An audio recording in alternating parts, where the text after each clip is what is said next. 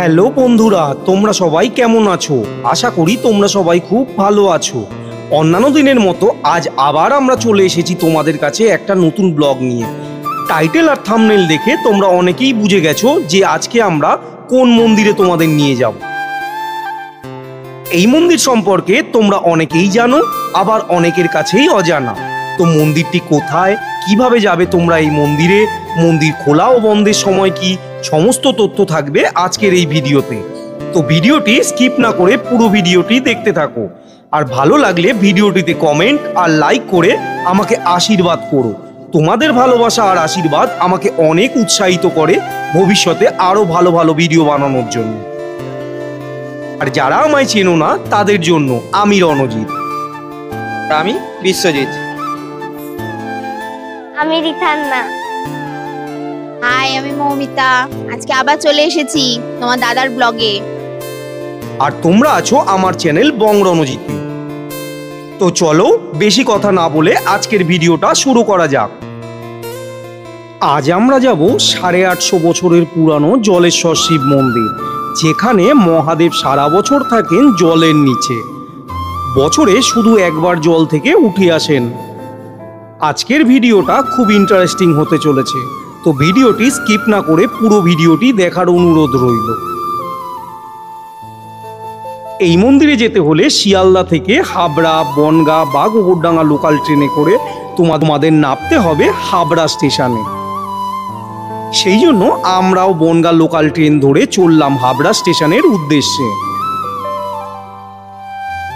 ট্রেনে যেতে যেতে এত সুন্দর প্রাকৃতিক মনোরম দৃশ্য দেখে মনে হচ্ছিল এমন এক সুন্দর পরিবেশ যেখানে তোমরা বিচ্ছিন্ন হয়ে যাবে সকল কোলাহল থেকে, যেখানে তোমরা প্রতি মুহূর্তে অনুভব করবে রোমাঞ্চ। এই সুন্দর প্রকৃতির উপভোগ করতে করতে কখন যে আজকের ডেস্টিনেশনে পৌঁছে গেলাম সেটা বুঝতেই পারলাম না। এখন আমরা এসে পৌঁছালাম হাবড়া স্টেশনে। এই যে আমাদের ট্রেন, আর আমরা নামলাম হাবড়া স্টেশনে। আমরা নেমেছি 1 নম্বর প্ল্যাটফর্মে। আর এই যে 1 নম্বর প্ল্যাটফর্ম, আর এখান থেকে আমাদের যেতে হবে সামনে মেন রাস্তার দিকে। আর এই যে সামনে রাস্তাটা দেখতে পাচ্ছ, এখান থেকে কয়েক পা এগিয়ে গেলেই দেখতে পাবে একটা বিবেকানন্দের স্ট্যাচু। আর ওখান থেকে রাস্তা পার করে দেখতে পাবে টোটো বা অটো স্ট্যান্ড।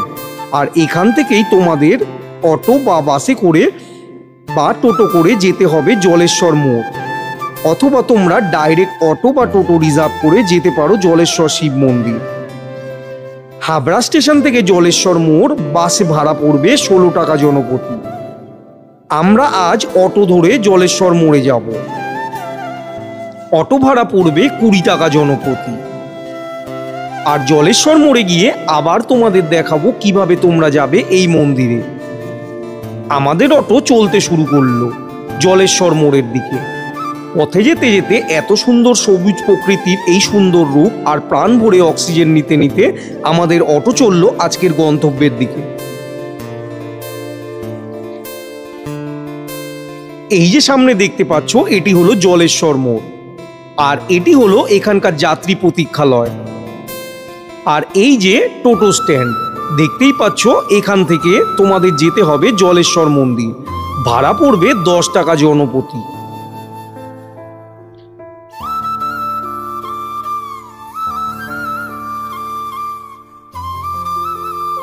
পথে যেতে যেতে এত সুন্দর মনোরম প্রকৃতির সৌন্দর্য দেখে মনের মধ্যে এক মাধুর্য সৃষ্টি হলো। এই জন্যই মাঝে মাঝে মন চায় প্রকৃতির সৌন্দর্যে মাঝে নিজেকে হারিয়ে দিতে।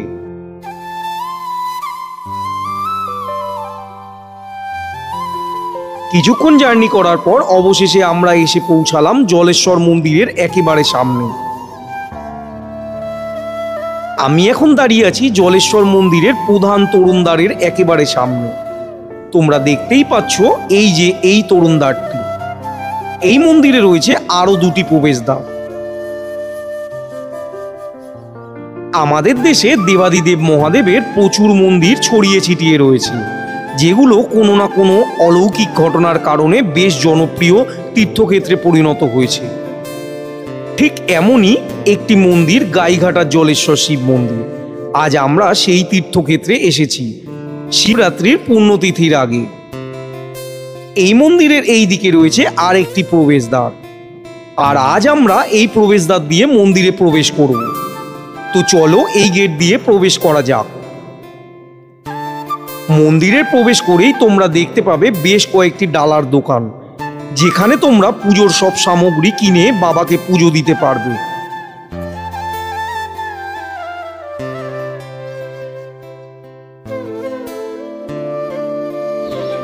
দাদা, এখানে ডালার দাম কত? 50 টাকা 5 রকম ফল, বাতাসা, ধূপকাঠি, মোমবাতি, আকন্দ ফুলের মালা, নীলকণ্ঠ ফুল দিয়ে 50 টাকা নেওয়া হয়। সবসময় একই দাম থাকে, কোন সময় বেশি না, পয়সা লোকের কাছ থেকে বেশি নেওয়া হয়। আর যদি কেউ মন্দিরে বাবার মাথায় ওই জল ঢালে তাহলে আলাদা ঘট আর দিয়ে ডাবের জল দিয়ে 20 টাকা নেওয়া হয়। আর আপনার দোকানের নাম? আমার নাম মিলন দাস। আমরা সবসময় এখানে থাকি, যখনই আসবেন তখনই আমাদের এখানে পাবেন। প্রত্যেকদিন থাকি, প্রত্যেকদিন দোকান বসানো হয়। আপনারা এখানে আসবেন, পুজোর সমস্ত সামগ্রী পেয়ে যাবেন। আর এই মন্দির খোলা থাকে কতক্ষণ? সকাল 8:30 থেকে 1:30 পর্যন্ত খোলা থাকে, আর বিকেলবেলা 5টা থেকে 8টা পর্যন্ত খোলা থাকে। তারপরে সময় বন্ধ। আমরা আজ এই ডালার দোকান থেকে পুজো সামগ্রী কিনে ঠাকুরকে পুজো দেব।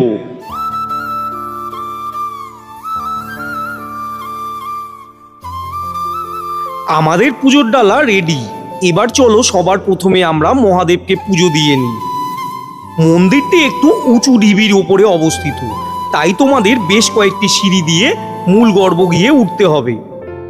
আমরাও তাই সিঁড়ি দিয়ে উপরে উঠতে লাগলাম।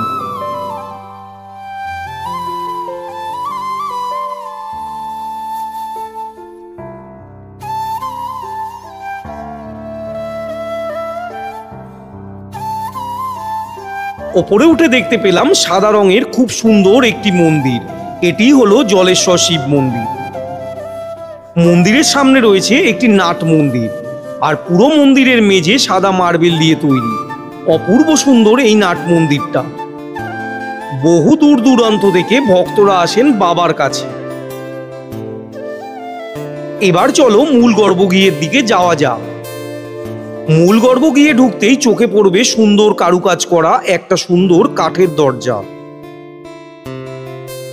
ইতিহাস থেকে জানা যায় উত্তর 24 পরগনার এই মন্দিরটি ছিল খুব ছোট এবং সাধারণ মানের।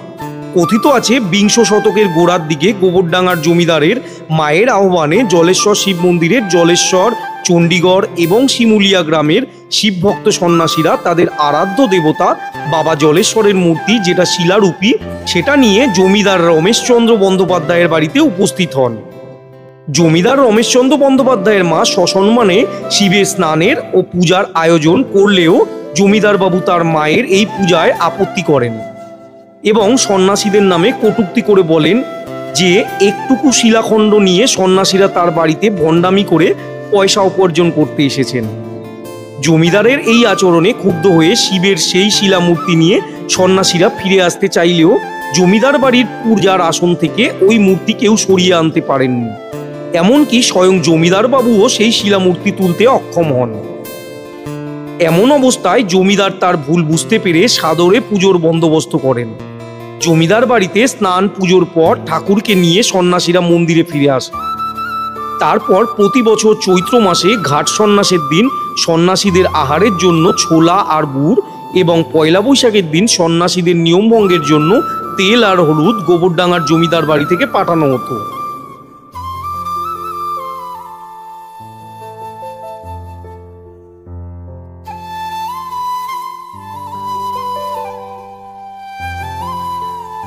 জমিদার রমেশচন্দ্রের বাবা জলেশ্বরের সেবা, পুজো ও মেলা পরিচালনার জন্য 60 বিঘা জমি দান করেন।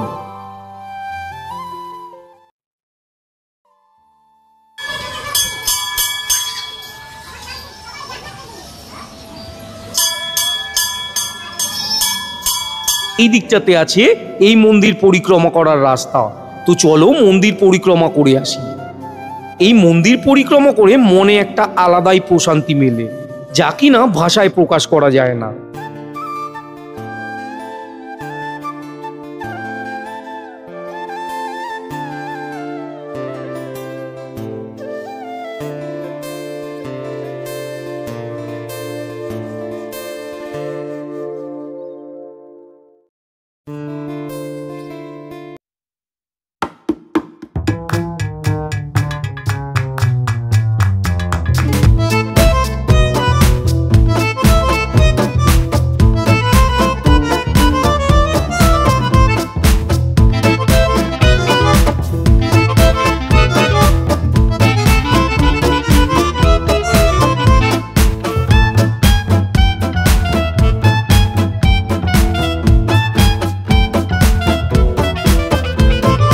মন্দিরের বাইরেই ধূপকাঠি বা মোমবাতি জ্বালাতে হবে।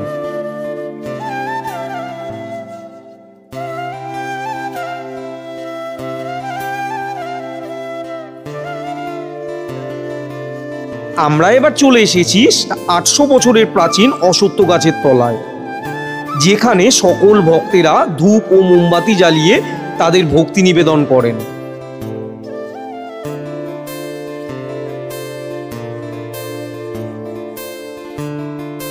বিশালাকার এই অশ্বত্থ গাছটি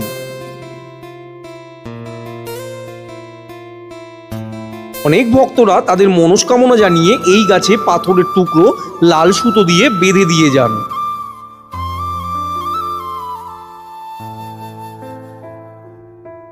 পুরো মন্দিরটা জুড়ে রয়েছে এক শান্ত পরিবেশ, যা আমার মতো তোমাদেরও মন কাড়বে।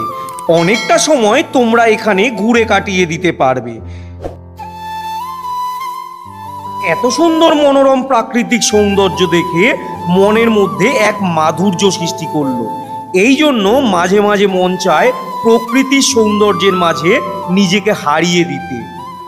সবুজে ঘেরা এত সুন্দর প্রাকৃতিক মনোরম পরিবেশে এসে সত্যি মনটা ভরে গেল। এতক্ষণ মনের মধ্যে যে ক্লান্তি ছিল তা এই মন্দিরে এসে সত্যি দূর হয়ে গেল। চলো এবার মন্দির প্রাঙ্গণের বাকি অংশগুলো ঘুরে দেখায়। এবার চলো মন্দিরের ওই দিক থেকে একটু ঘুরে আসি।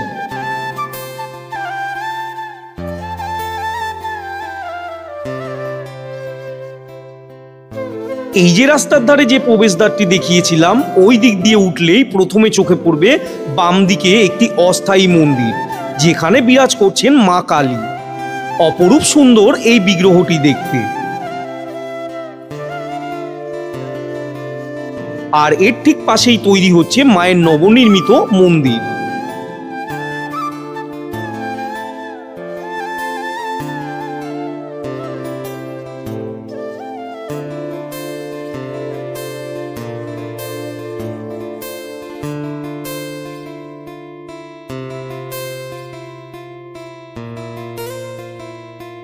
আর প্রবেশপথের ডান দিকে রয়েছে এই মন্দির কমিটির দান মঞ্চ।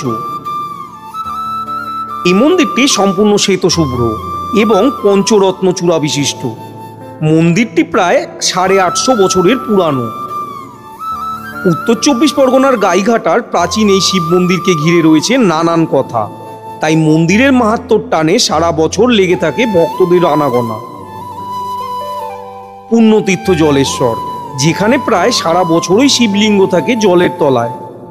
ভক্তদের দাবি এখানে শিব পূরণ করেন মনস্কামনা। কথিত আছে সেন বংশের রাজত্বকালে দ্বাদশ শতকের শেষের দিকে এই এলাকায় শিব পূজার প্রচলন শুরু হয়। সেই সময় মন্দিরটি ছিল টিনের ছাউনি, আর দেওয়ালে ছিল ইট ও কাদার গাঁথনি। সূর্যের আলোতে মন্দিরের শোভা আরো দ্বিগুণ বাড়িয়ে তুলেছে।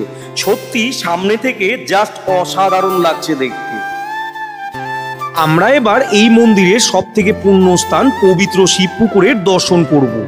কেউ কেউ বলেন মোগল সাম্রাজ্যকালে হিন্দু বিদ্বেষী নবাবদের অত্যাচারের সময়কালে এই মন্দিরে শিব ঠাকুরের বিগ্রহকে ভক্তরা সারা বছর শিব পুকুরের জলের তলায় লুকিয়ে রেখে চৈত্র মাসে তুলে এনে গাজনের পুজো ও স্নান করত।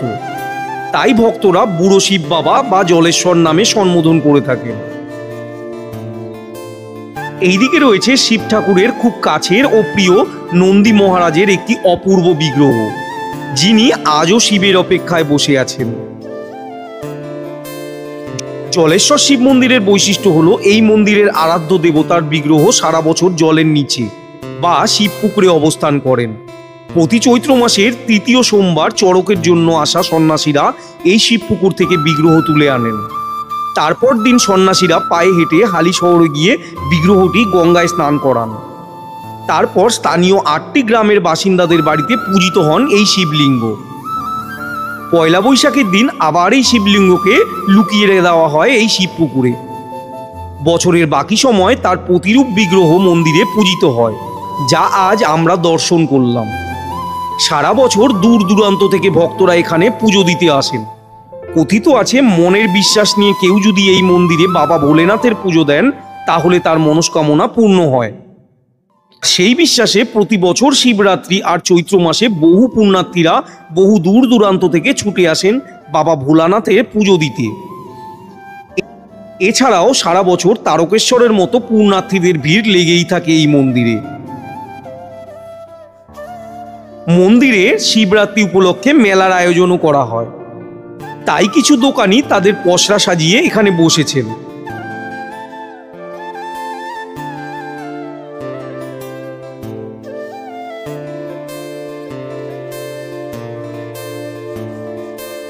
আর এই দিকটাতে রয়েছে আরেকটি তোরণদ্বার, আর এই তোরণদ্বার দিয়ে বেরোলেই চোখে পড়বে মেলার মাঠ। আর এই দিকটাতে রয়েছে খুব সুন্দর আমের বাগান। দেখো কি সুন্দর আম গাছগুলোতে মুকুল ভরে আছে। যদি তোমরা এই মন্দিরে আসো তাহলে তোমাদের মন একেবারে শান্ত হয়ে যাবে। পরিবেশটা সত্যি খুব সুন্দর। আশা করছি যদি তোমরা এই মন্দিরে আসো তাহলে তোমাদেরও খুব ভালো লাগবে। কলকাতা থেকে একটু দূরে একদিনের ছুটিতে ঘুরে আসতেই পারো এখানে। মন্দিরটি আমার জাস্ট অসাধারণ লাগলো। অপূর্ব সুন্দর এই মন্দিরটি। এত অপরূপ প্রাকৃতিক সৌন্দর্যে ভরা এক আধ্যাত্মিক স্থান, যা দেখে আমার মতো তোমরাও মুগ্ধ হয়ে যাবে। সবুজে ঘেরা এত সুন্দর প্রাকৃতিক মনোরম পরিবেশে এসে সত্যি মনটা ভরে গেল। এতক্ষণ মনের মধ্যে যে ক্লান্তি ছিল তা এই মন্দিরে এসে সত্যি দূর হয়ে গেল। তো বন্ধুরা, তোমরাও একদিনের কাছে পিঠে ঘোরার জন্য এই স্থানটিকে সিলেক্ট করতে পারো। আমার মতো তোমরাও খুব আনন্দ পাবে।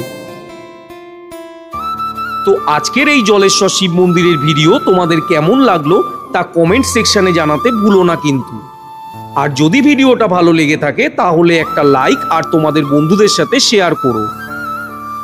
আর যারা আমার চ্যানেলে নতুন তারা আমার চ্যানেলটিকে সাবস্ক্রাইব করো আর পাশে থাকা বেল আইকনটিতে প্রেস করো, যাতে করে আমার চ্যানেলে যে কোনো ভিডিও নোটিফিকেশন সবার আগে তোমাদের কাছে পৌঁছে যায়। তাহলে আজ এই পর্যন্তই। আবার দেখা হবে পরের কোনো ভিডিওতে। ততক্ষণ ভালো থেকো আর সুস্থ থেকো। টাটা।